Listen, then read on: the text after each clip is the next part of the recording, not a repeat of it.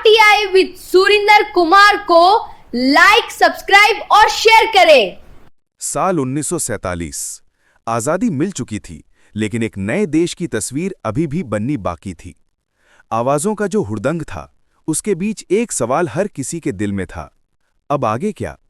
भारत, जो हजारों सालों से जुल्म की जंजीरों में जकड़ा हुआ था, वो कैसे एक ऐसे लोकतांत्रिक देश में बदलेगा जहां हर नागरिक को बराबर का हक मिले? तो कैसे बना वो दस्तावेज, वो आज्ञा ग्रंथ जो आज भी हम सबकी जिंदगी को नियंत्रित करता है? चलिए, एक ऐसी कहानी में जिसके हीरो थे डॉक्टर भीमराव आंबेडकर। संविधान ये सिर्फ कागजों का ढेर नहीं है, ये एक वादा है, एक ऐसा सामाजिक अनुबंध है जो हम, भारत के लोग, इन शब्दों से शुरू होता है। इसकी नींव 26 नवंबर 1949 को रखी गई और इसकी जिम्मेदारी सौंपी गई एक ऐसी समिति को जिसके अध्यक्ष थे डॉक्टर B.R. आंबेडकर। उन्हें संविधान निर्माता क्यों कहा जाता है?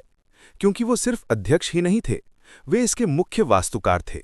उनकी अपनी जिंदगी ही एक संघर्ष थी।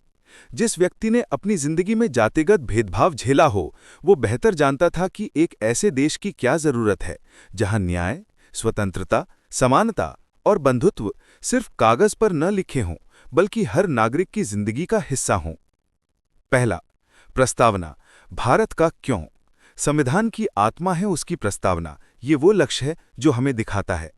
संप्रभु, समाजवादी, पंथ निरपेक्ष, लोकतांत्रिक गणराज्य, ये शब्द ऐसे हैं जैसे देश का मिशन स्टेटमेंट हो। आंबेडकर इसे राष्ट्र की राजनैतिक कुंडली कहते थे। इसी में छुपा है देश का सपना। दूसरा, मौलिक अधिकार, आपके हाथ में ताकत। आंबेडकर जानते थे कि अधिकारों के बिना आजादी अधूरी है, इसलिए मौलिक अधिकार दिए गए। समानता का अधिकार जो आपको जाति, धर्म, लिंग के आधार पर भेदभाव से बचाता है। बोलने की स्वतंत्रता का अधिकार, शोषण के विरुद्ध अधिकार, ये आपको वो ताकत देते हैं जो आप किसी भी सरकार के खिलाफ इस्तेमाल कर सकते हैं।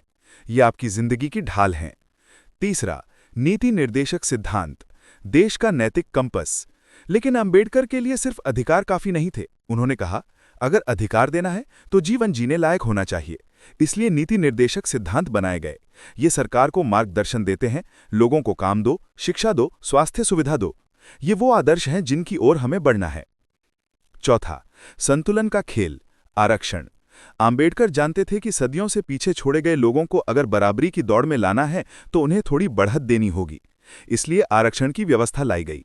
ये कोई मेहरबानी नहीं, बल्कि सामाजिक न्याय का एक औजार था, ताकि समाज को सच में मुक्त और न्यायपूर्ण बनाया जा सके।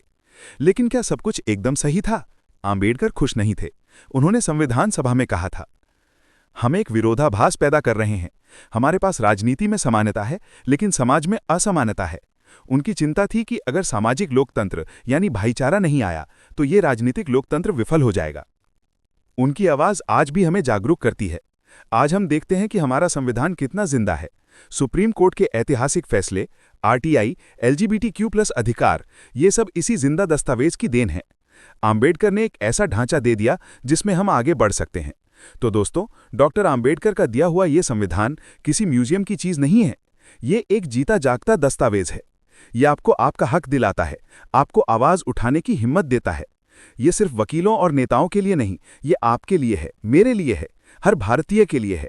इसलिए अगली बार जब आप हम भारत के लोग पढ़ें तो याद रखिएगा, ये शब्द आपके हैं। आप ही इसकी ताकत हैं, आप ही इसकी आवाज हैं।